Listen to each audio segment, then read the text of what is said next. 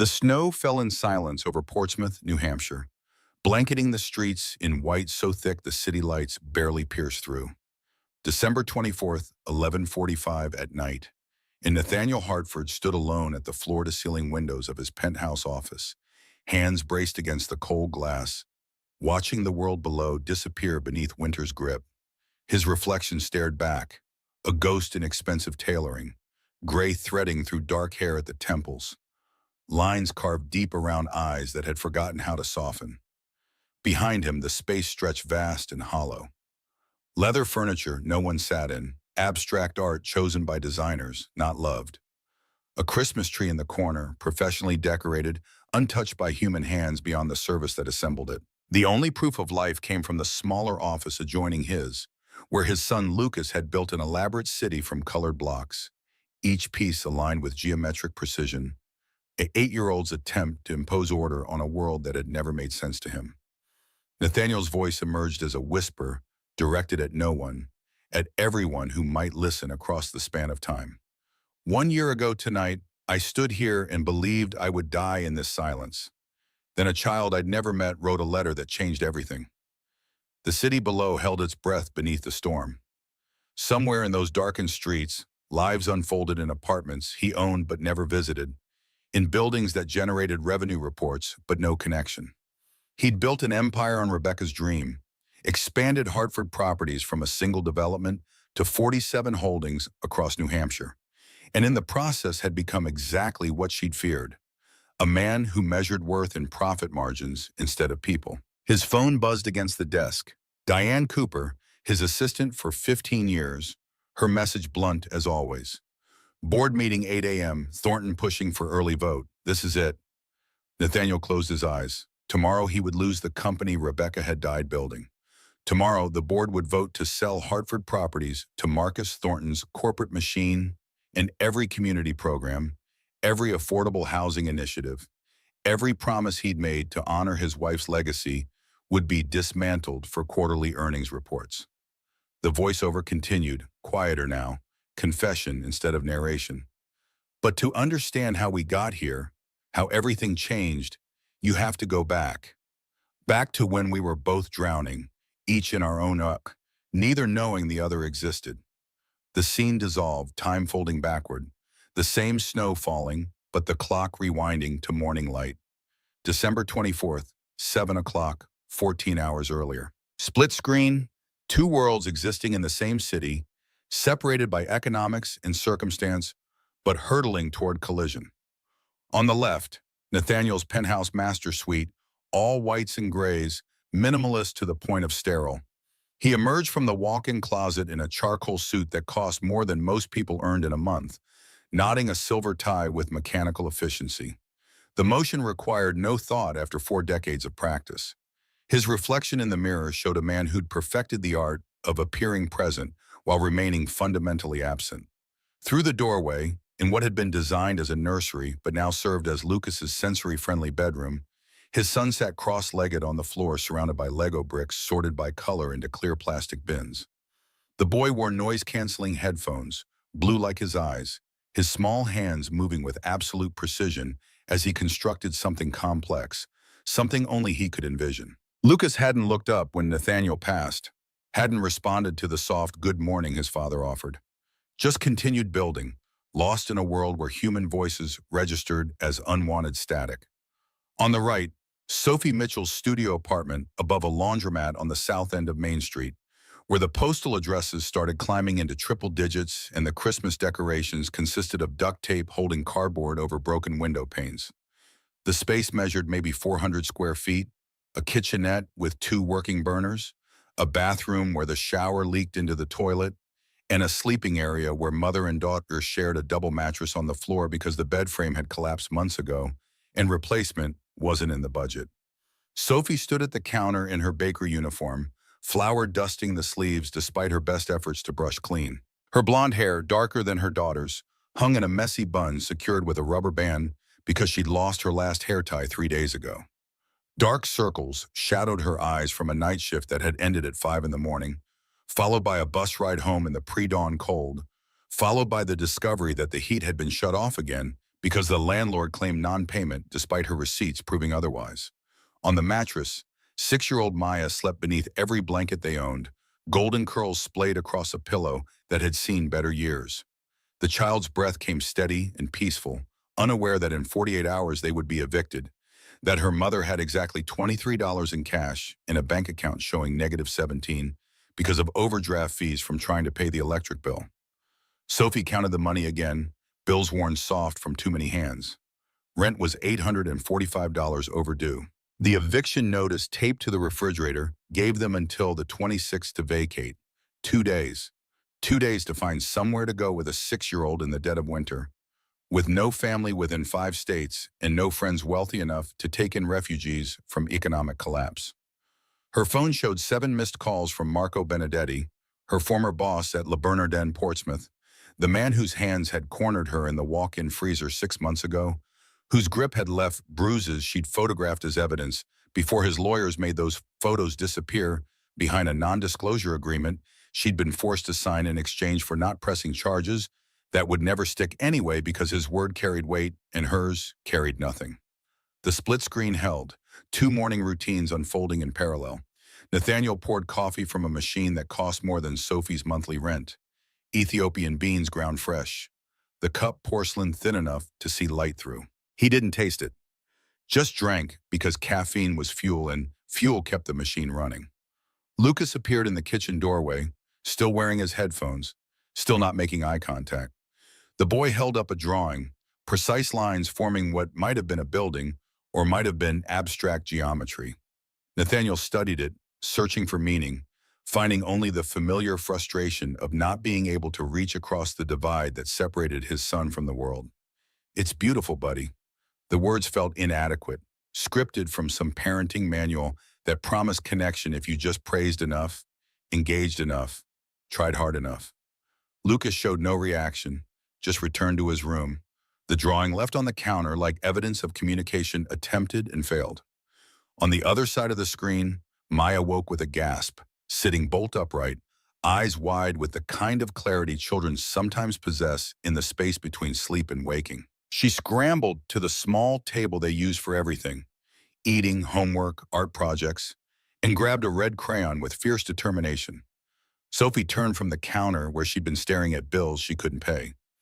"Baby, it's early. You should sleep more." The girl shook her head, curls bouncing, already writing with the careful concentration of someone who believes absolutely in the power of words. Her tongue peeked out the corner of her mouth as she formed letters larger than necessary, each one a monument to hope that adults had long since abandoned. "I'm writing to Santa," Maya announced, not looking up. "But not the North Pole one, the real one." Sophie's chest constricted. They'd passed the Hartford Properties building yesterday on the bus, Maya pressing her face to the window as they crawled through downtown traffic. The girl had pointed it at the glass tower, at the corner office visible from the street, and said with absolute conviction, "That's where powerful people work, people who can fix things." "Sweetheart, Santa isn't—" "I know he's not in the North Pole, Mommy. I'm not a baby." Maya's voice carried the exasperation of the very young, explaining obvious truths to the willfully ignorant. "Lucas at school said powerful people work in corner offices. His daddy works in one. If Santa is real, he'd have one too." The crayon moved across the page, forming words that would shatter a man's carefully constructed isolation in ways neither mother nor daughter could predict. The split screen dissolved, time compressing, morning bleeding into afternoon. Nathaniel in his office at Hartford Properties, 12th-floor corner suite with views of the harbor when the weather cleared. Today the window showed only white, snow beginning early, the forecast promising a nor'easter that would bury the city by evening. Diane entered without knocking, a privilege earned through years of keeping his life organized while everyone else failed. She was 56, silver hair cut sharp as her efficiency, reading glasses on a chain that she deployed like a weapon when reviewing reports that disappointed her. Today she carried a stack of manila folders and an expression that suggested incoming weather worse than anything the meteorologist predicted. Thornton's lawyer sent the revised offer. They're adding a premium for shareholders who vote by December 26th, basically bribing the board for a Christmas Eve decision.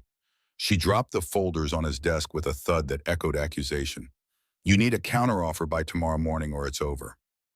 Nathaniel flipped through the documents, the numbers climbing higher than his original projections suggested possible. Marcus Thornton wanted Hartford properties badly enough to overpay, which meant the man saw value Nathaniel had missed or planned to extract profit through methods that would gut everything Rebecca had built. The Community Development Clause, gone in the revised terms, they keep the name for PR, gut the actual programs within 18 months. Diane's voice carried no inflection, just facts delivered by someone who'd stopped expecting better from corporate America decades ago. Your affordable housing initiatives become market rate within 2 years. The scholarship fund gets absorbed into general operating expenses and quietly disappears. Everything Rebecca had cared about, erased for shareholder value.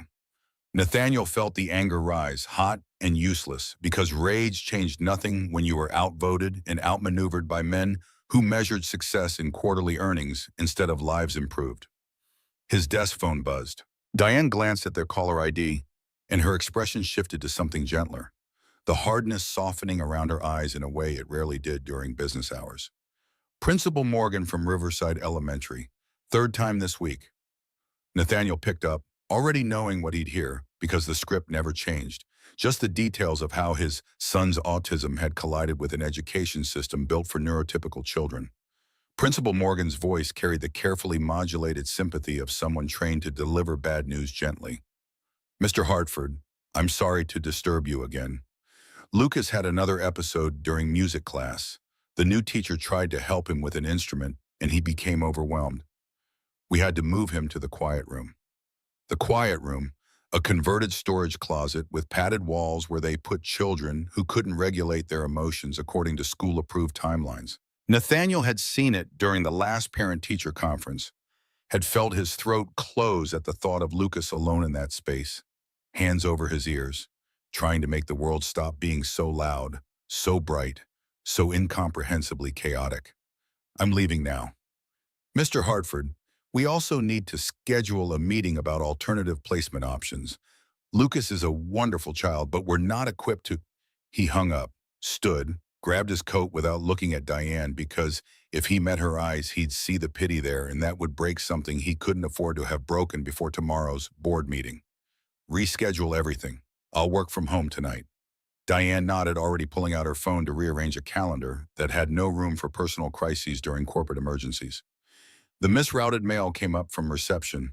I'll leave it on your desk for when you're back.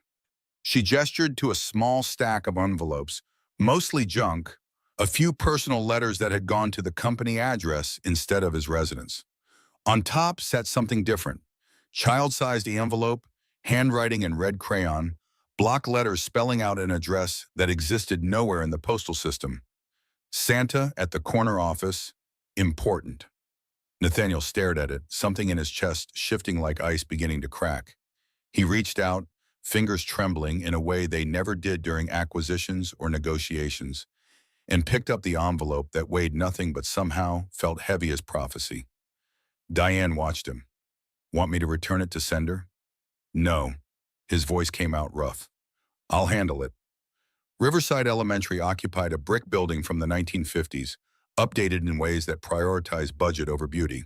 Nathaniel found Lucas in the quiet room, small body curled against the padded wall, headphones on, eyes closed, rocking slightly in the self-soothing motion that doctors said was normal for autistic children, but that tore Nathaniel's heart every time he witnessed it.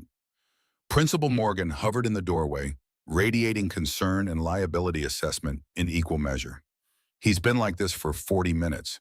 We tried to talk to him, but he's non-responsive. Nathaniel knelt slowly, making himself small, non-threatening. He didn't reach for Lucas, didn't speak, just sat nearby, present but not demanding, the way the occupational therapist had taught him back when Rebecca was still alive to attend the appointments and take notes and somehow know what to do when their son retreated into himself. After 5 minutes, Lucas's eyes opened. After 7, the rocking slowed. After 10, one small hand reached out and touched Nathaniel's knee, tentative as a question. Ready to go home, buddy?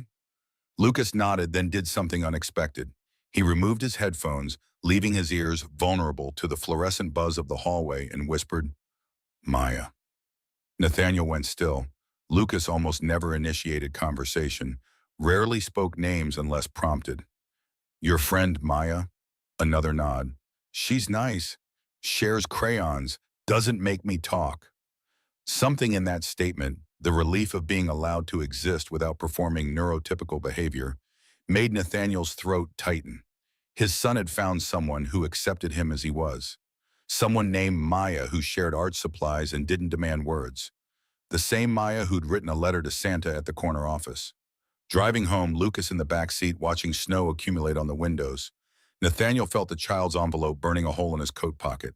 He grabbed it before leaving, some instinct suggesting it mattered despite the absurdity of a grown man reading mail addressed to a fictional character. At a red light, he pulled it out. The seal was just crayon scribbled over the flap, easy to open without tearing. Inside, lined paper from a school notebook, the words written with the fierce concentration of someone who believes absolutely in their power. Dear Santa, at the corner office, I am Maya, 6 years old. I don't want toys this year. I want my mommy to stop crying when she thinks I'm asleep. She works all night at the bakery and gives me her food when there's not enough. She lost her good job because a bad man hurt her and nobody believed her. I want her to have a warm place to live and to smile again like she used to. My friend Lucas at school says his daddy works in a corner office and is very powerful. Maybe you know him? Maybe you can help. Please, she's a good mommy and she tries so hard. Love, Maya. The light turned green. Someone honked. Nathaniel didn't move. Couldn't move, because the words on that page had reached inside his chest and wrapped around his lungs and squeezed until breathing became an active choice instead of an autonomic function. Lucas's voice from the back seat, soft but clear. Maya's mommy works at night. Maya comes to school tired sometimes, but she still shares crayons. The honking intensified. Nathaniel drove, hands steady on the wheel while his mind reeled through implications. Lucas had a friend. That friend's mother was suffering. That mother had lost a job because a bad man hurt her and nobody believed her, which suggested trauma beyond simple termination. And the child, this 6-year-old who shared crayons and made his son feel safe enough to speak, believed with absolute faith that someone in a corner office might help if only they knew. At home, Lucas retreated to his room, exhausted from the overstimulation of school, in the quiet room in the drive-through weather that made the world look different than usual. Nathaniel stood in the kitchen, the letter spread on the granite counter, reading it again and again, searching for some reason to dismiss it as none of his business, someone else's problem, a situation that didn't require his intervention during the worst professional crisis of his life. He found no such reason. Instead, he found himself at his desk, pulling up databases he paid for but rarely used. Riverside Elementary student records, cross-referenced with housing registries, employment databases, public records that painted a picture of struggle in bureaucratic detail. Maya Mitchell, age 6, enrolled mid-September after moving from Boston. Mother, Sophie Mitchell, age 33, current employment at Rosewood Bakery night shift. Previous employment, Le Bernardin, Portsmouth, terminated June 15th for workplace violence, disputed claim. Current residence, 447 Main Street, apartment 2B, eviction notice filed December 10th, enforcement date December 26th. 2 days. This woman and her daughter had 2 days before they were put out in the worst winter storm of the season. Nathaniel picked up his phone, dialed Diane's cell. I need everything on Sophie Mitchell. Employment history, the circumstances of her termination from Le Bernardin, current financial situation, everything. A pause. Nate, you're already dealing with Thornton. This is Lucas's friend's mother. Please. Another pause. Longer. Waited with the kind of understanding that came from working with someone long enough to read the spaces between words. I'll have something by morning. He hung up, looked at the letter again. At his son's drawing on the counter, the geometric precision that created beauty, Lucas couldn't articulate in language. At the framed photograph on the shelf showing Rebecca in the hospital, hours before she died, holding their newborn son with a smile that spoke of love stronger than the organ failure killing her. She'd made him promise. In those final moments, morphine soft but absolutely serious, Rebecca had gripped his hand with what little strength remained and said, "Don't let the grief make you small, Nate. Don't forget you're more than the business. Promise me you'll still see people."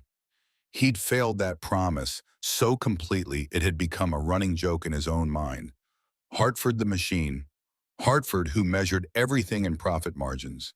Hartford who'd become exactly the kind of CEO Rebecca had feared when they started the company, with dreams of doing development differently.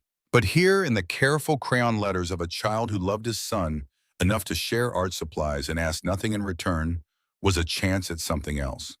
Not redemption, because one good act didn't balance 3 years of emotional absence, but maybe a small step toward remembering what it felt like to see human beings instead of assets, to measure worth in lives improved instead of quarterly reports. Nathaniel stood, walked to Lucas's room. His son sat at his desk, building something new with Lego bricks, the previous structure already disassembled because Lucas rarely preserved his creations, finding more satisfaction in the process than the product.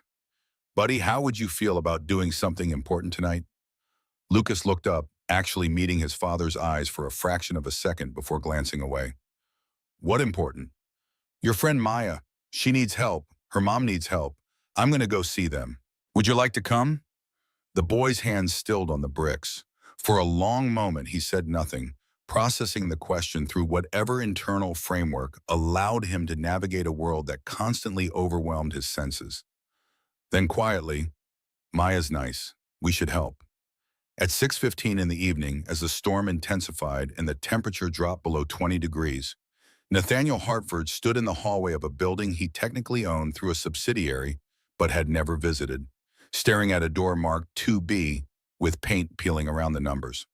Lucas stood beside him, one small hand gripping his father's coat, the other holding a simple wrapped box containing art supplies Nathaniel had grabbed from the 24-hour craft store because he couldn't arrive empty-handed, and flowers felt wrong for a situation that wasn't romance but something more fundamental. He knocked. Heavy, firm, the sound of someone accustomed to doors opening when he demanded entry. Inside, sudden silence. Then footsteps, cautious, wary. The door opened 6 inches, security chains still engaged, and a woman's face appeared in the gap. Blonde hair darker than her daughter's, pulled back severe, exhaustion carved into features that suggested she'd been beautiful before life had worn the softness away. Her eyes, gray-blue and guarded, took him in with the kind of assessment people develop when they've learned the hard way that strangers in expensive coats don't usually bring good news. "Miss Mitchell, I'm Nathaniel Hartford. I believe your daughter wrote me a letter, and I believe she's friends with my son." Sophie's expression cycled through confusion, suspicion, the beginning of understanding, then something that looked like mortification mixed with defensive pride. Her mouth opened, closed, opened again. "I don't understand." Before Nathaniel could explain, Lucas spoke, his voice carrying across the gap with rare clarity.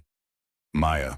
The door behind Sophie burst open from inside, no longer just cracked but wide, the chain hanging useless as the girl ignored all safety protocols in favor of pure joy. Maya Mitchell, 6 years old, golden curls wild around a face that radiated the kind of unguarded happiness adults had forgotten was possible, threw herself forward with absolute trust. "Lucas!" She wrapped arms around the boy's legs, squeezing tight, and Nathaniel watched his son, his touch-averse, overwhelmed, carefully defended son, accept the embrace without flinching, without pulling away, without any of the tension that usually accompanied physical contact. Lucas's free hand came up, tentative, and patted Maya's shoulder with the awkwardness of someone learning a foreign language phonetically. "Hi, Maya." Sophie stood frozen in the doorway, one hand still on the knob, face cycling through emotions too fast to name. She wore bakery whites dusted with flour, bare feet on the cold linoleum. And in her eyes, Nathaniel saw the specific kind of fear that came from being vulnerable in front of someone with power while having none yourself. "Mr. Hartford, I don't know what this is about, but we're fine. We don't need—" "Your daughter wrote to Santa at the corner office. The letter ended up on my desk." Nathaniel pulled the envelope from his coat pocket, held it up as evidence. "She asked for help. For you. And Lucas told me Maya is his friend." Maya released Lucas, turned to face Nathaniel with eyes that held the same gray-blue shade as her mother's, but without the guardedness, still trusting that adults might be good if you just believed hard enough. Her face transformed into something incandescent. "You're him! You're the corner office Santa!" Nathaniel knelt, bringing himself to her level, feeling the absurdity of a 42-year-old CEO playing along with a child's mythology, while simultaneously understanding that sometimes absurdity contained more truth than logic ever could. A small smile touched his mouth, the first genuine expression of warmth he'd felt in longer than he could remember. "I suppose I am." Maya launched herself forward, arms around his neck, the hug fierce and complete, and utterly without reservation. Over her shoulder, Nathaniel saw Sophie's face crumple for half a second before she locked it down, pride and desperation warring in her expression, while her daughter embraced a stranger who wore a coat worth more than 3 months of her wages. "Maya, no." Sophie's voice came out tight, professional, the tone of someone trying to maintain dignity while everything fell apart. "I'm sorry, Mr. Hartford. She doesn't understand." "It's all right." Nathaniel stood, Maya's hand now gripping his as naturally as if they'd known each other for years instead of seconds. "May we come in?"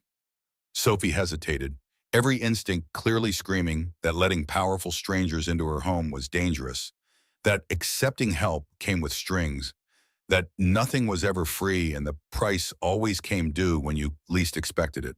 But Maya was already pulling Lucas inside, the two children disappearing into the small space like this was normal, like visiting each other's homes happened all the time instead of never. Sophie stepped aside. Just for a moment. The apartment was exactly what the public record suggested. Poverty made as clean and dignified as possible through sheer force of will. The space smelled of laundromat detergent and something baking, maybe bread from ingredients stretched too far. Maya's drawings covered the walls, taped up with care, explosions of color that tried to make the cracked plaster beautiful. A small table held homework and crayons organized by color. The mattress on the floor was made with military precision, blankets tucked tight. The eviction notice on the refrigerator stood out like a death sentence rendered in official letterhead. Nathaniel took it in with the assessment of someone who'd built a career in real estate, seeing not just the poverty, but the care, the effort, the dignity maintained against odds that would have broken lesser people. Lucas and Maya sat on the floor immediately, the girl pulling out a box of crayons to share, his son accepting them and beginning to draw with the quiet focus that meant he felt safe. Sophie stood near the door, arms crossed, walls up, everything about her body language screaming that she would not be pitied, would not be treated as charity, would not give up her pride even if it meant freezing on the street in 2 days. "Mr. Hartford, I appreciate you coming, but as you can see, we're managing fine." It was such an obvious lie that Nathaniel felt something crack in his chest. Here was a woman giving her child the last of the food, working night shifts and losing housing, facing eviction in a blizzard, and still standing straight, still claiming strength, still refusing to bend. Like Rebecca, like his wife, who'd stayed bright and fierce even when the cancer ate her alive, who'd smiled through chemo and kept planning for a future she'd never see because giving up wasn't in her vocabulary. He pulled the letter from his pocket again, unfolded it, held it so Sophie could see her daughter's handwriting. She asked for help, not for toys, for you, for warmth, for a home where you can stop crying. His voice came out rougher than intended. Lucas has autism. He doesn't connect with people, almost never speaks to other children, but he talks about Maya. She's his only friend. Sophie's expression flickered, the armor cracking slightly. "I didn't know most people don't. He hides it well when he's not overwhelmed." Nathaniel glanced at his son, at the careful way Lucas handed Maya a red crayon, at the small smile on the boy's face that appeared so rarely it felt like witnessing a miracle. "Your daughter has given him something I can't. Someone who accepts him exactly as he is." The words hung in the cold air between them. On the floor, the children drew together, Maya narrating some elaborate story about dragons and castles, while Lucas added geometric patterns that somehow complemented her chaos. They fit together in the way children sometimes do, each one's strengths balancing the other's needs without effort or explanation. Sophie's throat worked, swallowing something that looked like tears she refused to shed. Mr. Hartford, I don't need charity. I've been taking care of Maya since before she was born, and I run Hartford Properties. I own several residential buildings across Portsmouth, including one with vacant family units that were being held for a development project that's been delayed. The lie came easily because the truth that he was inventing this on the spot would undermine his credibility. I'd like to offer you temporary housing, through the holidays at minimum, longer if needed. I can't pay. I'm not asking you to. Not yet. Nathaniel kept his voice level, businesslike, removing the emotional weight that would make this charity instead of transaction. Consider it an exchange. Your daughter has given my son friendship. Let me return the favor by ensuring she has somewhere warm to sleep. Sophie's jaw set, stubborn pride written in every line. I work for what we have. I don't accept handouts. Then work. The idea formed as he spoke, instinct suggesting the shape before logic filled in details. I need help with Lucas during the holidays. My nanny is visiting family. You'd be doing me a favor. It was manipulation reframing help as need, but Nathaniel didn't care because the temperature was dropping and this woman and child had 2 days before they were legally homeless. And pride was a luxury neither of them could afford, even if Sophie couldn't see that yet.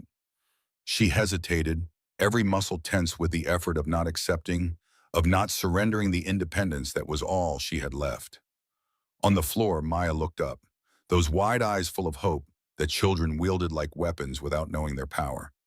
Mommy, please. Lucas needs friends too. We could help him. The armor cracked completely. Sophie's face did something complicated, pain and relief and resignation mixing into an expression that suggested she'd been waiting for permission to stop carrying everything alone. Her voice came out barely above a whisper. 1 week, through Christmas. Then we reassess. Nathaniel nodded, professional, as if this were a business arrangement instead of the moment when 2 drowning people accidentally found the same piece of driftwood. Deal. 40 minutes later, Sophie and Maya's possessions filled 2 duffel bags and 3 cardboard boxes loaded into Nathaniel's Range Rover. Not much to show for 33 years of life, but everything that mattered fitted in the trunk alongside Lucas's booster seat and the art supplies Nathaniel had brought that Maya now clutched like treasure. The drive to the Hartford estate took 15 minutes through snow that had intensified into near whiteout conditions. Sophie sat in the passenger seat, silent, watching the neighborhoods transform from South End poverty to waterfront wealth. The houses growing larger, the lots more expansive, until they turned onto a private drive marked only by a discreet sign reading Hartford in brushed steel. The main house emerged from the storm like something from a different century.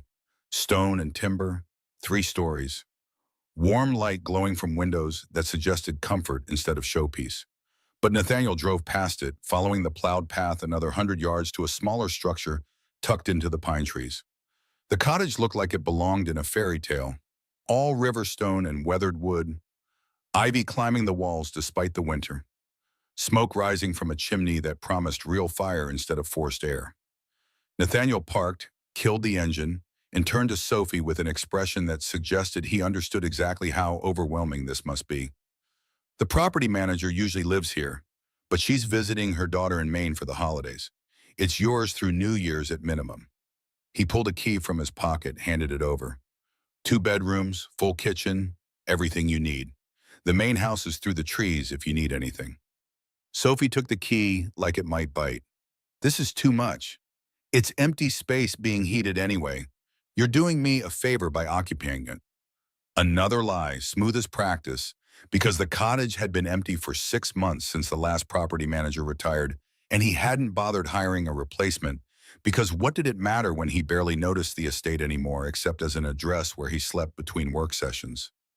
Maya pressed her face to the window, breath fogging the glass. Mommy, it's like a princess house. Lucas from the back seat offered his first unsolicited comment of the evening. It has a fireplace. Fire is warm.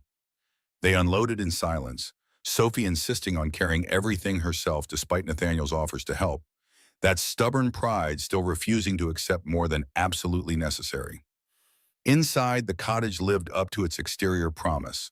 Hardwood floors, exposed beams, furniture that managed to be comfortable without being ostentatious. A fire was already laid in the stone fireplace, ready to light.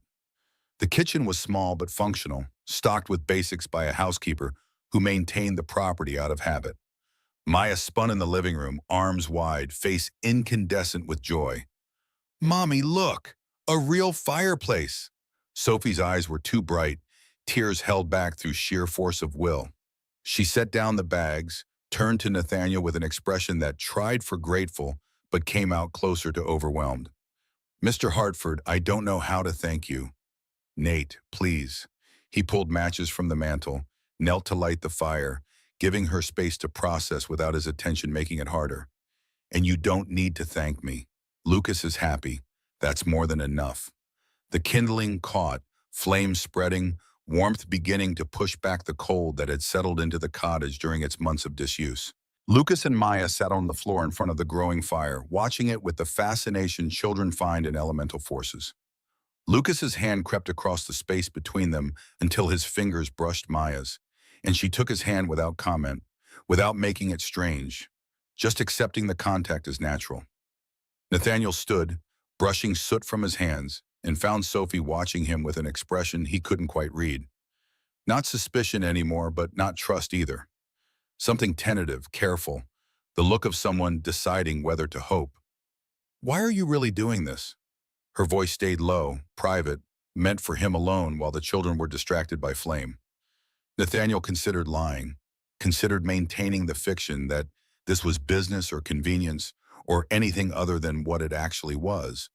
But something in Sophie's eyes, the exhaustion, the fierce protectiveness, the bone-deep weariness of carrying everything alone, deserved honesty.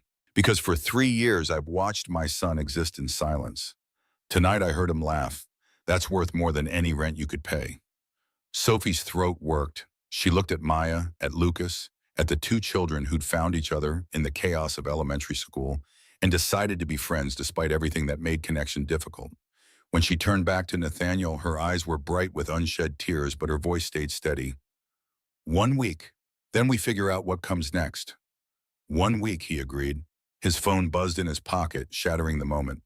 Diane's name on the screen, the message preview visible. Thornton moved the vote to tomorrow, 8 a.m. Emergency board session. "You're out of time." Nathaniel's jaw tightened. Tomorrow morning he would lose everything Rebecca had built. Tomorrow the board would vote to sell, and community programs would die, and affordable housing would become luxury condos, and every promise he'd made to honor his wife's legacy would turn to smoke. But tonight Lucas was smiling. Tonight a child who'd been evicted would sleep warm. Tonight, for the first time in 3 years, Nathaniel Hartford had done something that mattered in ways quarterly reports could never measure. Sophie noticed the change in his expression, the way his shoulders tensed. "Everything okay?" "Work crisis. Nothing that can't wait until morning." Another lie, but this one felt necessary because these people didn't need his corporate drama invading their first night of safety. He moved toward the door, Lucas following reluctantly, clearly wanting to stay longer with his friend, but accepting the inevitable end of the visit. At the threshold, Nathaniel paused, turned back. "There's food in the kitchen. Heat works. If you need anything, the main house is through the trees, lights on the path." He hesitated, then added, "Welcome home, Sophie."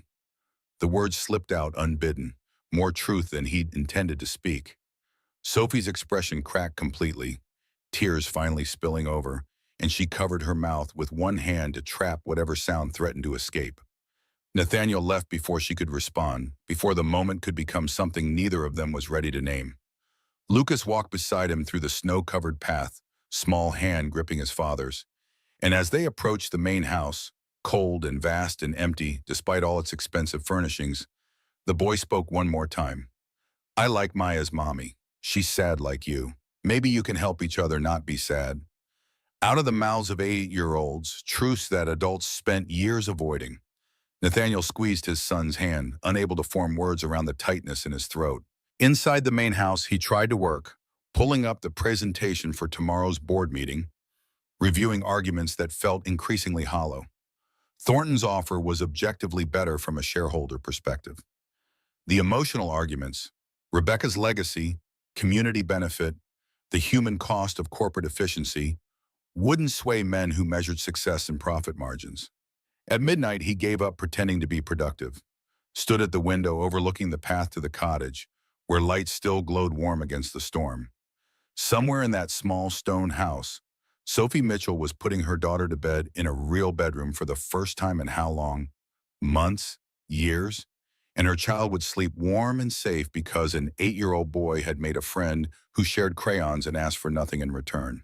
Nathaniel's reflection in the glass showed a man who'd forgotten how to feel anything beyond the mechanical satisfaction of completed tasks and successful acquisitions. But tonight, watching those cottage lights, something shifted. Not healing. Grief didn't work that fast. Not absolution for 3 years of emotional absence. Just a small crack in the ice that had encased his heart since Rebecca died, letting in the possibility that maybe life could mean something beyond surviving until tomorrow. His phone buzzed again. Diane, relentless. Board packet ready. Your counteroffer is solid, but they won't care. Prepare for the worst. Tomorrow he would lose the company. Tomorrow the vote would go against him. Tomorrow everything Rebecca had dreamed would die. But tonight Lucas had laughed. Tonight a child slept warm. Tonight, against all logic and reason, Nathaniel Hartford had remembered what it felt like to see human beings instead of assets. In the cottage, Sophie lay beside Maya on a real bed with clean sheets and a mattress that didn't smell like mildew, listening to her daughter's breathing even out into sleep. The child's hand clutched the art supplies Nathaniel Hartford had brought, even in dreams holding tight to the gift from the man Maya believed was Santa in a corner office. Sophie's phone buzzed on the nightstand. Marco Benedetti, 3 texts in succession. Heard you moved to the Hartford estate. Interesting. Wonder what the CEO would think if he knew the real story. We should talk. She deleted them without responding, but the damage was done. Marco knew where she was. Marco, who'd destroyed her career with lies and lawyers, who'd made sure no fine dining establishment in New Hampshire would hire her, who held her silence hostage behind an NDA that prohibited her from telling the truth about what happened in that walk-in freezer. If he went to Nathaniel Hartford with his version of events, the violent, unstable woman who'd attacked him without provocation, would the CEO believe her? Or would he see her as the liability Marco had painted her, the troubled employee who brought chaos wherever she went? Sophie's hand found Maya's hair, smoothing the golden curls with gentle repetition, the motion soothing even when nothing else could be. For 1 week they had safety. For 1 week Maya would sleep warm and maybe smile the way she used to before life taught her that hoping hurt. 1 week to figure out what came next, before Marco's poison spread and Nathaniel Hartford realized he'd invited trouble into his carefully controlled life. 1 week before everything fell apart again. But tonight, this moment, her daughter slept in a real bed, and sometimes that had to be enough. Christmas morning arrived under skies that had cleared to crystalline blue. The storm's fury spent, leaving Portsmouth buried under 18 inches of snow that transformed the city into something clean and new. Nathaniel woke at 5:30 from habit, not alarm, his body trained to corporate schedules that respected neither holidays nor personal crisis. The board meeting loomed 3 hours away, 8 o'clock sharp, the vote that would end everything Rebecca had built. He showered in water hot enough to scald, dressed in armor, navy suit, white shirt, silver tie, and descended to the kitchen where coffee brewed automatically because machines were reliable in ways people never could be.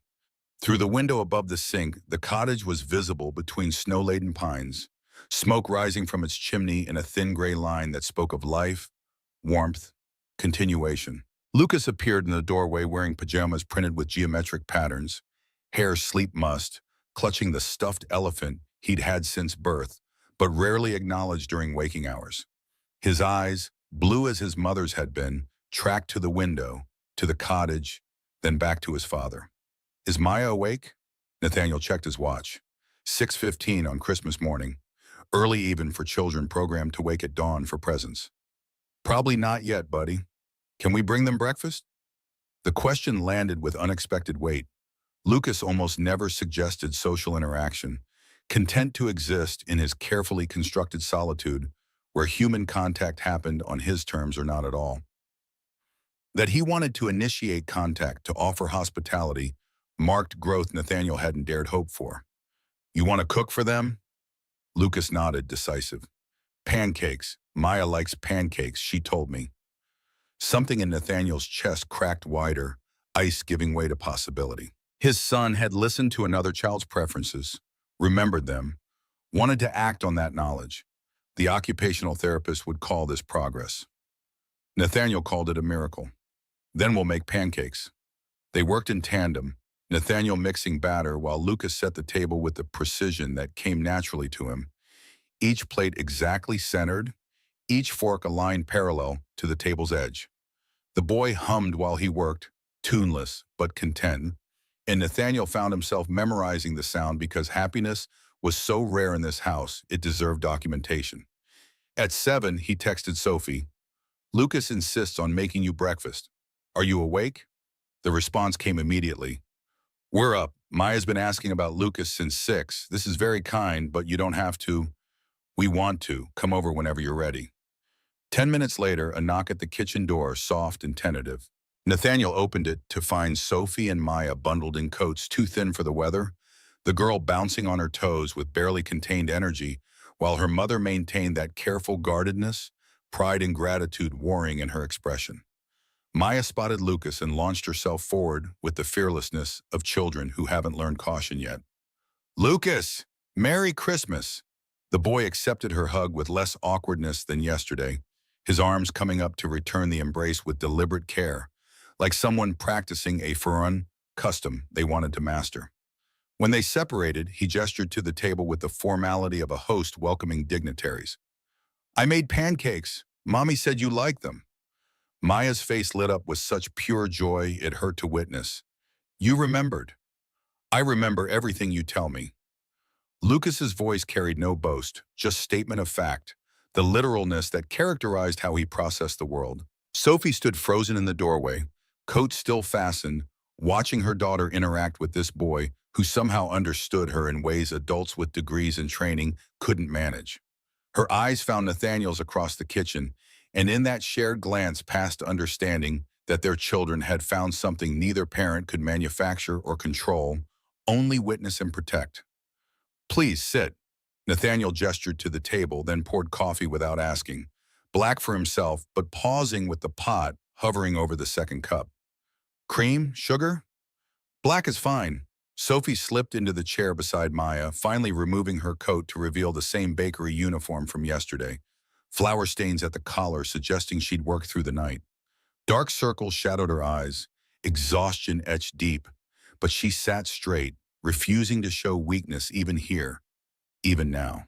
Nathaniel set the cup before her, their fingers brushing briefly as she reached for it, the contact electric in ways he hadn't felt since Rebecca died. Sophie pulled back fast, wrapping both hands around the ceramic for warmth or steadiness. He couldn't tell which.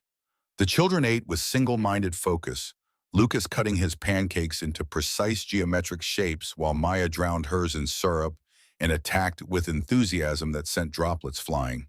Between bites they chattered, or rather Maya chattered, and Lucas responded with careful words, contributing to conversation in ways he never managed with adults who expected performance instead of presence. Nathaniel's phone buzzed against the table.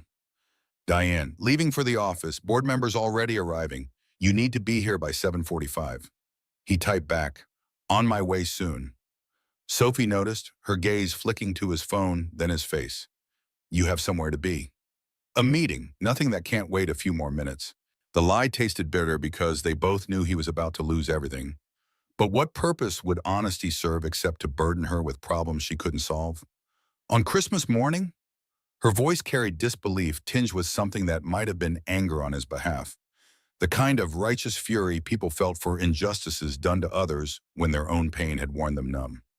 Corporate crisis, poor timing, but these things don't respect calendars.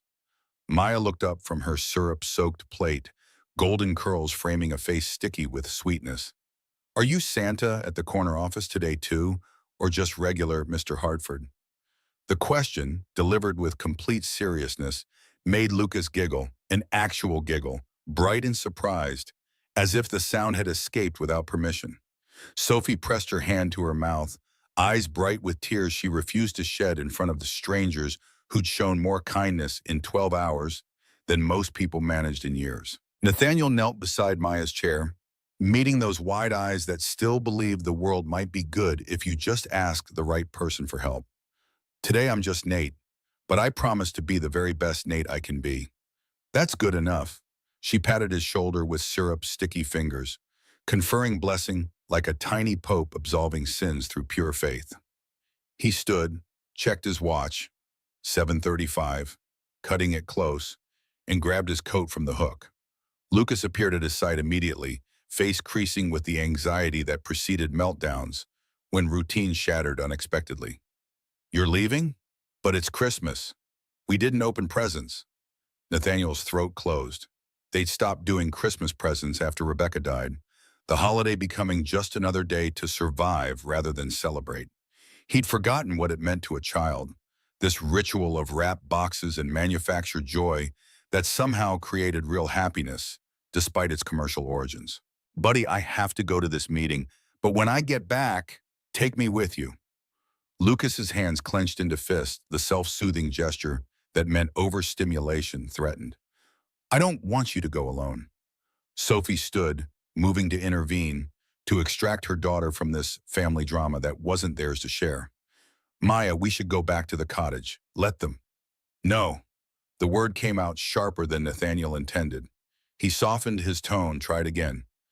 "Please stay. Both of you. Lucas is right. I shouldn't leave on Christmas mornings without—" "What? Without family? Without witnesses to prove he was still human beneath the corporate machinery?" He pulled out his phone, texted Diane, "Bringing Lucas. Clear a space in my office for him during the meeting." The response was immediate. "Nate, a board meeting is no place for a child. It's Christmas. He stays with me or I don't come at all." A longer pause then. "Fine. I'll set up the conference room adjacent. He can stay there."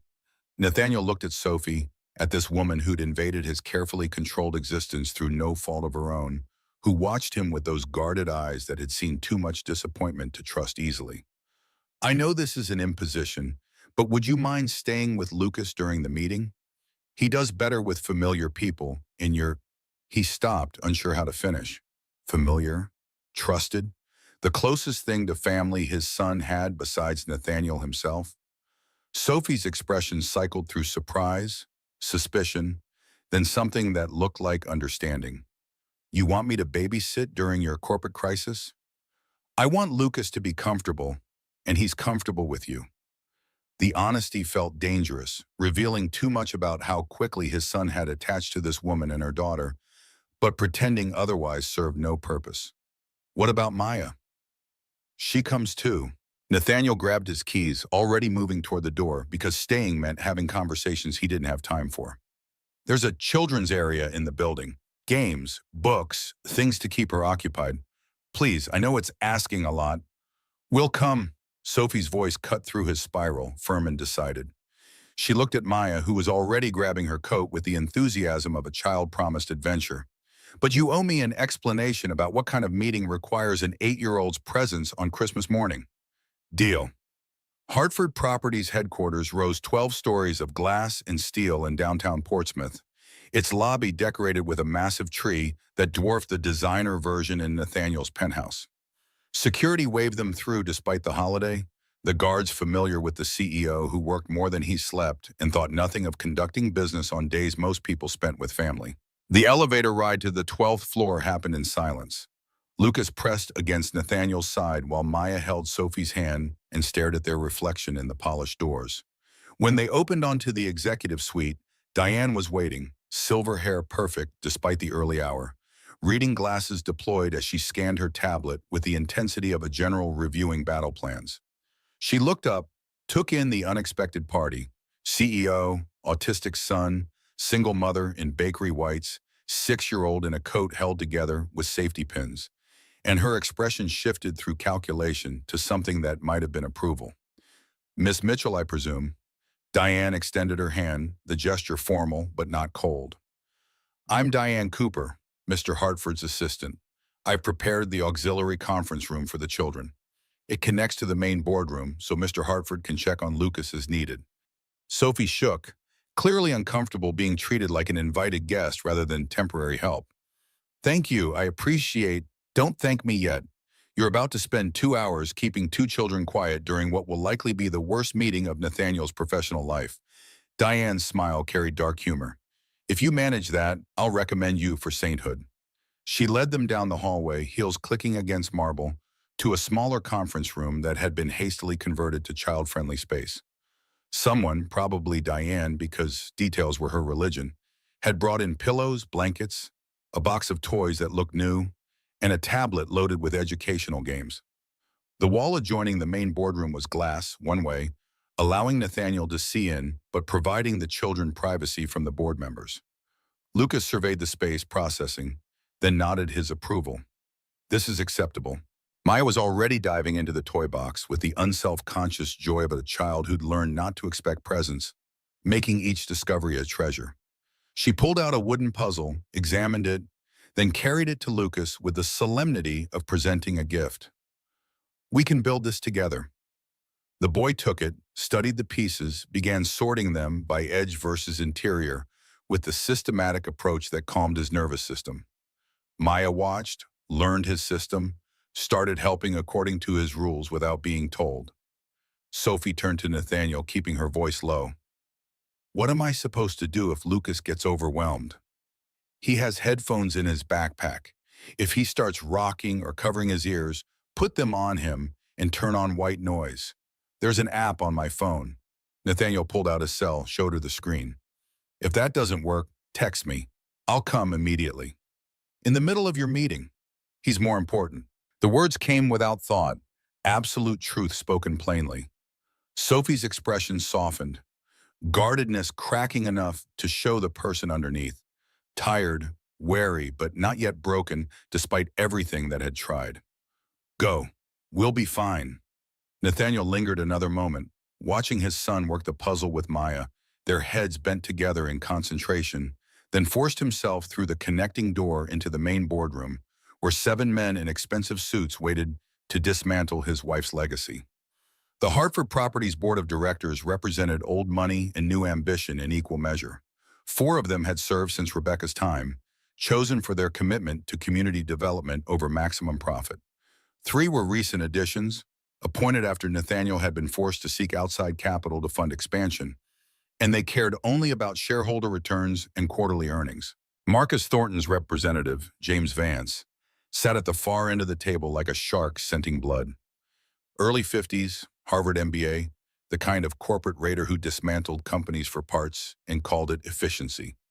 He smiled when Nathaniel entered, the expression of a predator who'd already won, but enjoyed watching his prey realize it. Nathaniel, good of you to join us on Christmas morning. Vance's tone dripped false courtesy. Though I see you've brought family, how unconventional. Through the glass partition, visible only to Nathaniel, Lucas looked up at the sound of voices, tracking his father's position. Sophie placed a gentle hand on the boy's shoulder, redirecting his attention to the puzzle. The small gesture of care made something in Nathaniel's chest tighten. My son wanted to be here. I don't deny him much. He took his seat at the head of the table, the position that still felt like Rebecca's, even though she'd been gone 3 years and he'd occupied this chair for every meeting since. Shall we begin? The next 90 minutes unfolded like a corporate execution dressed in parliamentary procedure. Vance presented Thornton Industries' revised offer, $2.2 billion, a 20% premium over current valuation, guaranteed positions for existing staff, and language about honoring Hartford Properties' commitment to community development. That meant nothing in legal terms. Nathaniel countered with his alternative plan, the mixed-use development strategy Sophie had helped shape in the few hours they'd worked together. The numbers were solid, the projections conservative, the community benefit measurable. In a rational world driven by more than quarterly profits, it would have been compelling. But this wasn't a rational world. This was corporate America, where shareholder value trumped human need, and Nathaniel was asking men to choose long-term community investment over immediate returns. Board member Harrison, 72 and old school enough to remember when businesses felt obligation beyond profit, spoke first. The mixed-use proposal has merit, but it requires patience, and frankly, Nathaniel, this board has been patient for 3 years while you've prioritized legacy over growth. Rebecca's legacy. Rebecca is dead. Vance's voice cut like surgical steel, precise and devastating. And while we all respected her vision, sentiment doesn't drive shareholder value. Thornton's offer represents a 31% return for investors who've waded through your period of grief-induced stagnation. The room fell silent. Several board members shifted uncomfortably, unwilling to speak the truth that brutally but unable to deny its accuracy. Nathaniel had spent 3 years maintaining rather than growing, preserving rather than innovating, treating Hartford Properties like a museum to Rebecca's memory instead of a living business. Through the glass, Lucas stood abruptly, hands over his ears, the puzzle forgotten. Sophie moved immediately, pulling the headphones from the backpack, settling them over his head with gentle efficiency. She knelt beside him, lips moving in words Nathaniel couldn't hear, but could imagine. Reassurance, grounding, the kind of intuitive support that came from understanding what a child needed before they could articulate it. Maya wrapped her arms around Lucas from behind, a full-body hug that somehow didn't trigger his touch aversion. The boy's hands lowered, tension easing, crisis averted by two people who'd known him less than 24 hours, but cared more than therapists paid $200 an hour. Nathaniel pulled his attention back to the boardroom, to Vance, who watched him with knowing satisfaction. I see your mind is elsewhere. Perhaps we should table this discussion until you can focus. My focus is fine. The words came out harder than intended. You want to buy Hartford Properties because you see value I've failed to maximize.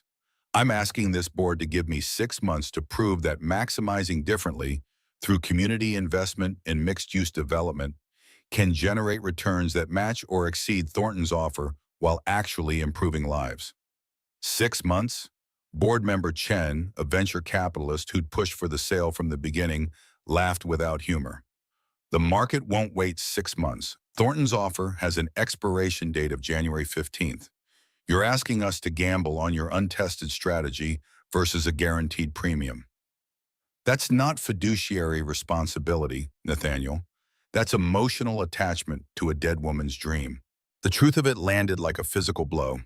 Nathaniel's hands clenched beneath the table, nails cutting crescents into palms, the pain grounding him before fury could take over and destroy what little credibility remained. Then let's vote. His voice came out flat, affect removed, because showing emotion now would only confirm their assessment of him as a man ruled by grief rather than reason. All in favor of accepting Thornton Industries' acquisition offer? 4 hands rose. Chen, Vance's proxy, and 2 others who'd been quiet through the debate but had clearly decided before entering the room. 4 out of 7, not enough for the unanimous decision required to override Nathaniel's position as majority shareholder, but enough to create a deadlock that would paralyze the company. Harrison spoke into the silence. Nathaniel, you have 3 votes supporting your position, but you need unanimous board approval for major strategic initiatives under the charter Rebecca established. We're deadlocked, which means Hartford Properties is effectively frozen until someone changes their vote, or until I sell my shares and step down. Nathaniel said what everyone was thinking, but no one wanted to articulate. Vance leaned forward, smelling victory. That would be one solution. Thornton is prepared to make you a very generous offer for your personal stake. You could walk away wealthy, unburdened by the responsibility of managing a company you're clearly no longer passionate about. Through the glass, Lucas had recovered, back to working the puzzle with Maya, while Sophie watched over them both. She'd removed her coat, revealing the bakery uniform underneath, the flower stains at her collar stark against white fabric. A woman who worked night shifts to feed her daughter, who'd lost her career to a predator's lies, who maintained dignity despite eviction and poverty in a world that seemed designed to break people like her. And Nathaniel was being offered money to walk away from the fight. Rebecca's voice echoed in memory, hospital soft but absolutely clear. Promise me you won't let them turn our company into just another profit machine. Promise me you'll remember people matter more than numbers. He'd failed that promise for 3 years, had let grief hollow him out until numbers were all he could manage, because feeling anything more meant confronting the bottomless loss of a woman who'd been his better half in every way that mattered. But last night, Lucas had laughed. This morning, his son had wanted to make pancakes for a friend. And somewhere in the 12 hours between Maya's letter landing on his desk and this moment of corporate execution, Something had cracked in the ice, encasing Nathaniel's ability to care. No, Essa. The word came out quiet but absolute. I won't sell, I won't walk away, and I won't let you dismantle what Rebecca built. Vance's smile hardened into something predatory. Then you'll watch this company stagnate in deadlock until the board loses patience and removes you. Corporate suicide isn't noble, Nathaniel. It's just slow and painful. 6 months. Nathaniel stood, decision made, consequences accepted. I'm asking for 6 months to prove the mixed-use strategy works. If I can't deliver returns that match Thornton's offer by June 30th, I'll step down voluntarily and recommend the board accept whatever acquisition offer is on the table. Harrison exchanged glances with the other legacy board members, calculation visible. And if you do deliver, then this board agrees to reject any acquisition offers and commit to community-focused development for the next 5 years. Silence stretched, broken only by the HVAC system's white noise and distant sounds of children playing in the adjacent room. Vance pulled out his phone, typed something, waited for a response that came within seconds. Thornton is willing to extend the offer deadline to July 1st, conditional on Hartford Properties maintaining current valuation and meeting specific performance metrics quarterly. Vance's tone suggested he was doing Nathaniel a favor, which meant the terms would be designed to ensure failure. Miss one metric, and the extension expires. Let me see the metrics. Vance slid a tablet across the table. The terms already prepared because of course they had anticipated this, had planned for every possible response Nathaniel might mount. The quarterly targets were aggressive, but not impossible. 15% increase in rental income, 12% reduction in vacancy rates, 8% improvement in property values across the portfolio. Doable if everything went perfectly. Unlikely, given market conditions and the capital requirements for mixed-use conversion. Designed to look reasonable while being nearly impossible to achieve. Nathaniel read through the terms twice, calculating odds, assessing risks, knowing this was probably corporate suicide dressed as compromise. Then he looked at the glass at his son, at the woman who'd helped Lucas when Nathaniel couldn't, at the little girl who'd written a letter that reminded him people mattered more than balance sheets. I accept.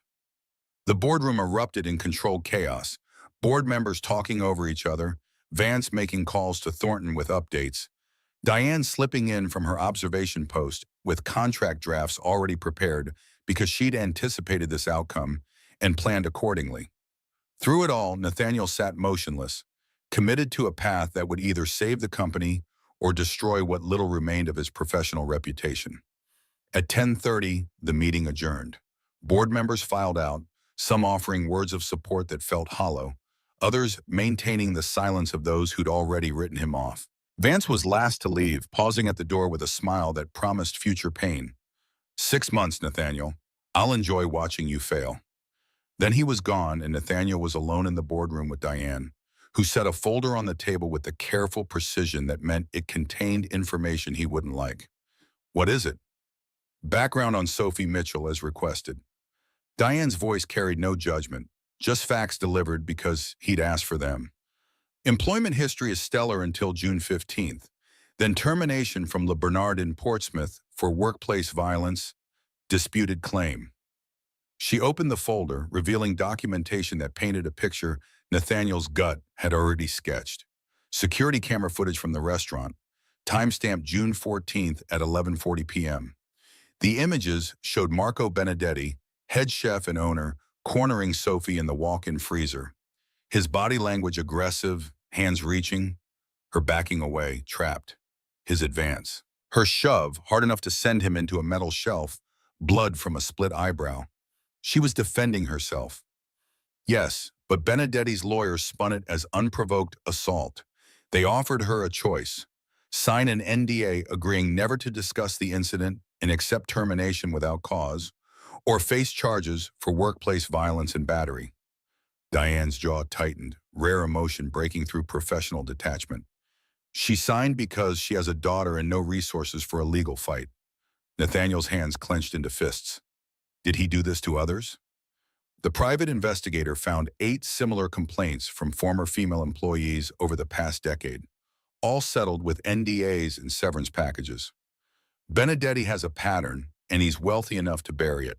Through the glass, Sophie was helping Lucas pack up the toys, her movements gentle and patient, despite exhaustion that probably went bone deep after a night shift, followed by an impromptu morning babysitting corporate drama. She smiled at something Maya said, the expression transforming her face from wary to beautiful in ways that made Nathaniel's chest tighten. And Marco Benedetti had put his hands on her, had cornered her, threatened her, destroyed her career when she defended herself, had left her so damaged and blacklisted that 6 months later she was working night shifts at a bakery and facing eviction because fine dining establishments across New Hampshire had closed ranks against the woman who'd assaulted one of their own. I want everything on Benedetti, every complaint, every settlement, every piece of evidence the PI can find. Nathaniel's voice came out cold, controlled, the tone he used when negotiating deals he intended to win. And I want our legal team to review the NDA Sophie signed. Find me a loophole. Diane's expression shifted to something that might have been approval. Planning to go to war with a celebrity chef during the 6 months you have to save the company? Planning to protect someone who doesn't have the resources to protect themselves. He stood, gathering his coat. Isn't that what Rebecca would have done? Yes, which is why you'll probably fail spectacularly and lose everything. Diane's smile took the sting from her words, but at least you'll fail for the right reasons. Nathaniel pushed through the connecting door into the auxiliary conference room, where Lucas and Maya had built an elaborate structure from blocks and puzzle pieces that defied architectural logic but demonstrated impressive cooperation.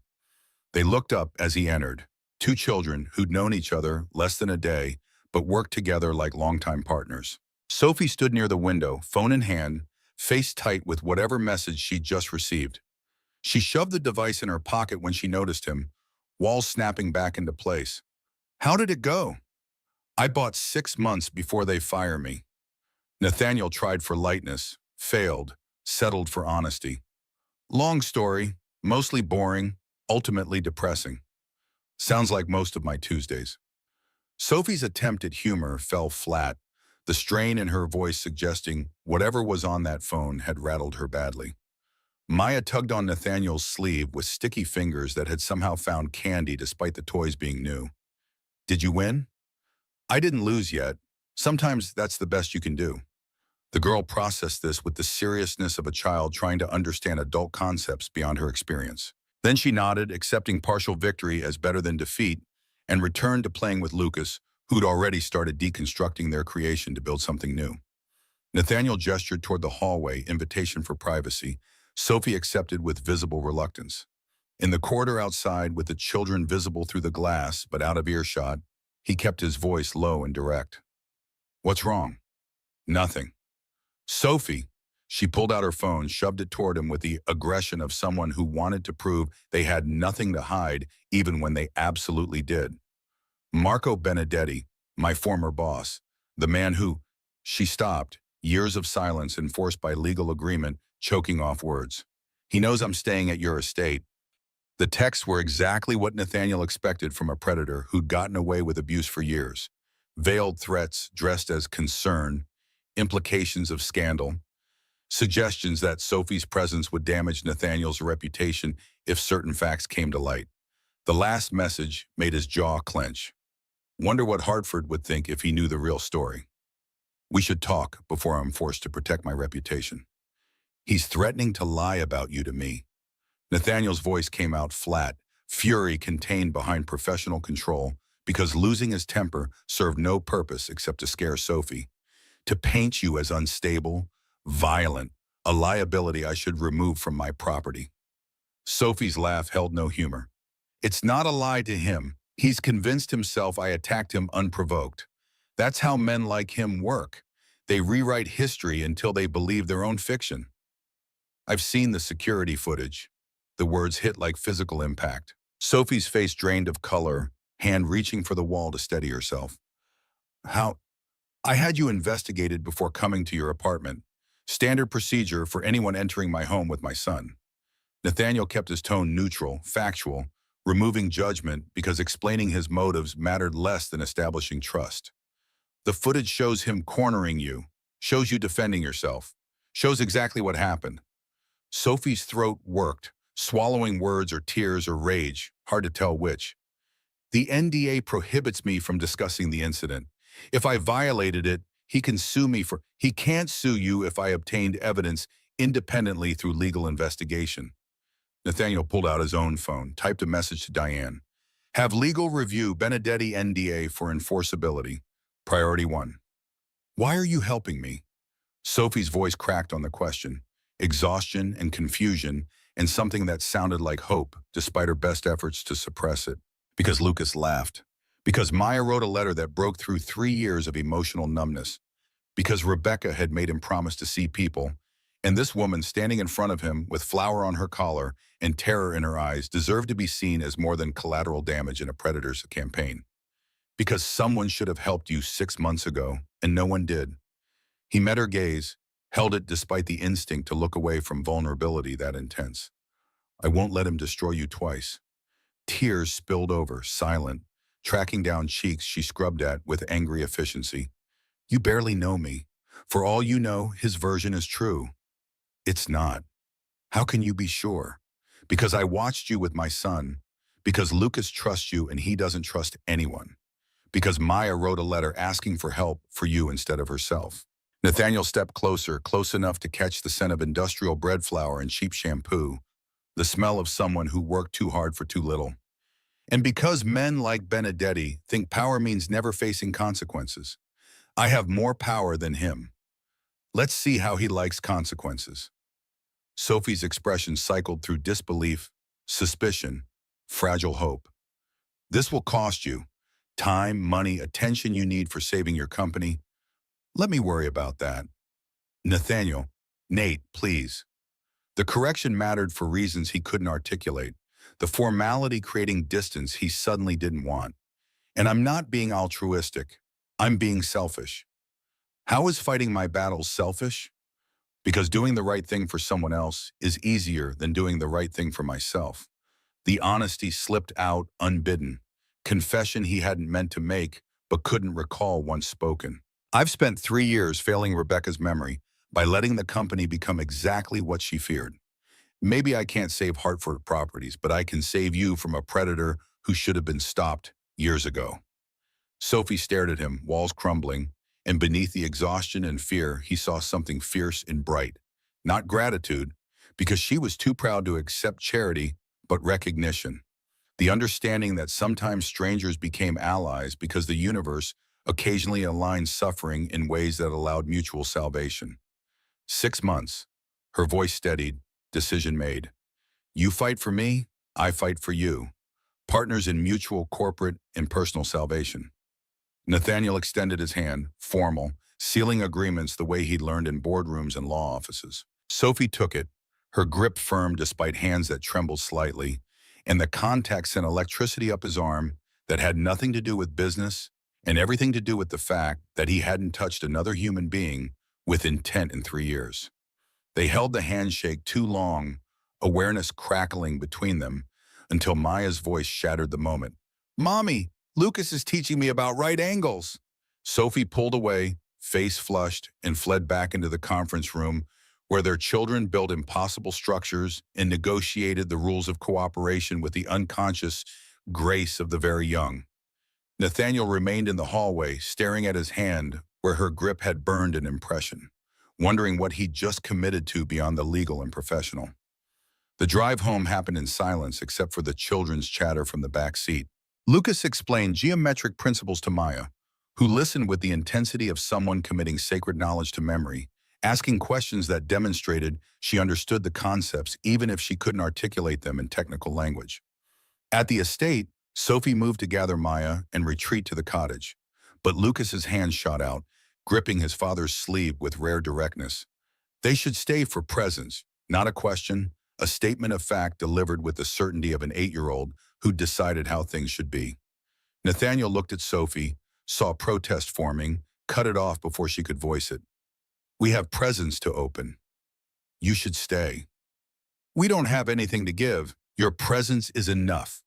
He meant it as courtesy, realized mid-sentence it was truth.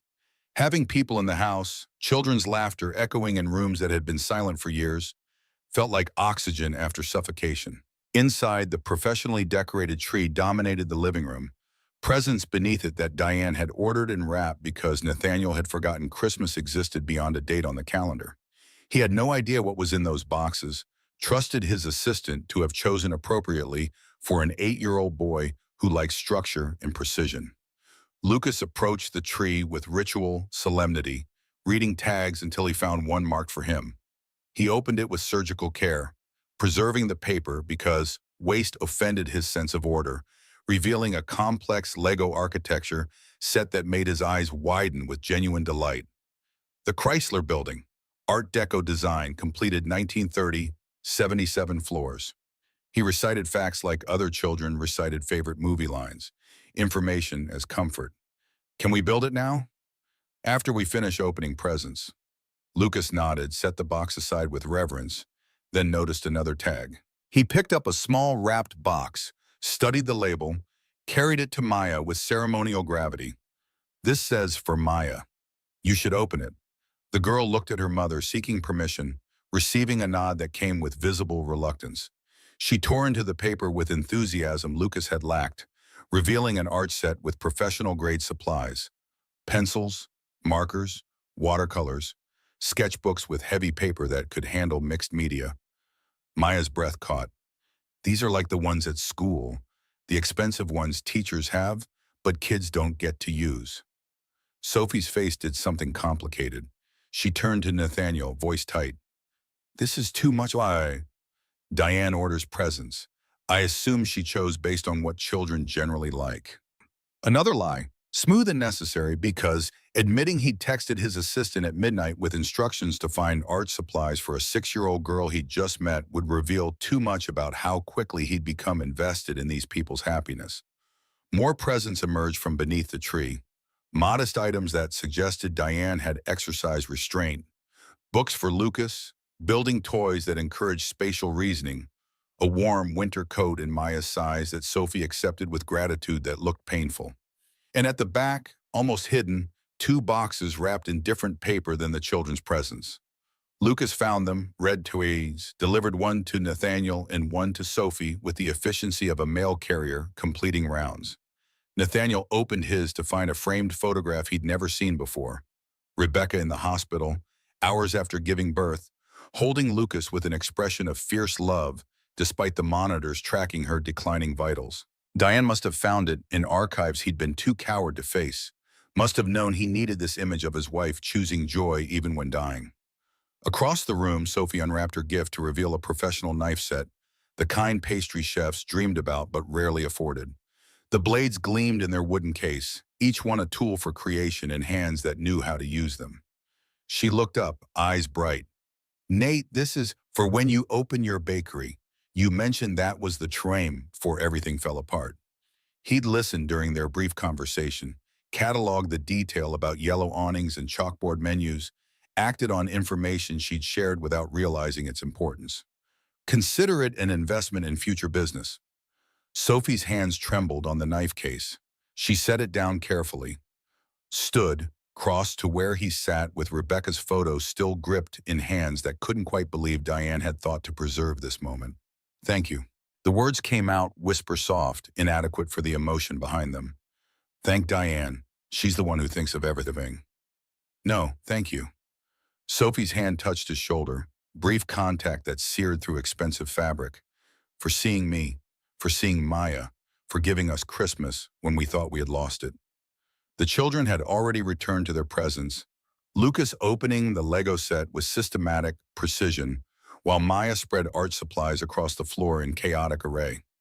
They worked in parallel, separate but together, comfortable in each other's presence, in ways that suggested friendship built on acceptance rather than performance.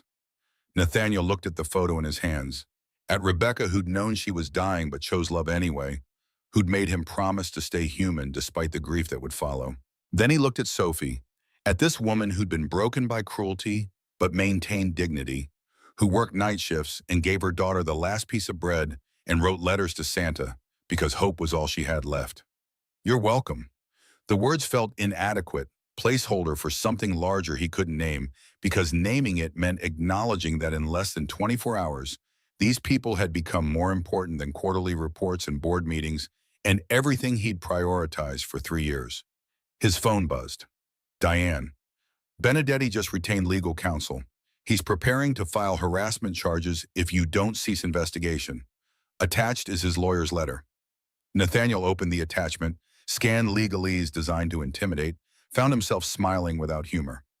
Marco Benedetti had made a tactical error by threatening too early, revealing his fear before Nathaniel had moved against him. That kind of preemptive defense suggested vulnerability, cracks in the armor that could be exploited.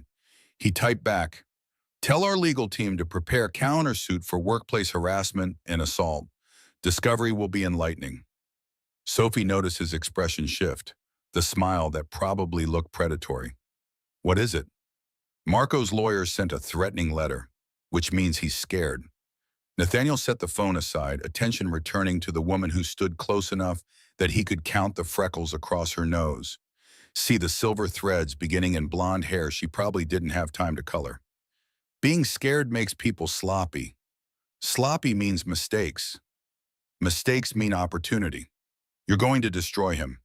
I'm going to hold him accountable. There's a difference. He stood, needing distance before proximity did something inadvisable. But yes, if accountability looks like destruction, I'm comfortable with that outcome.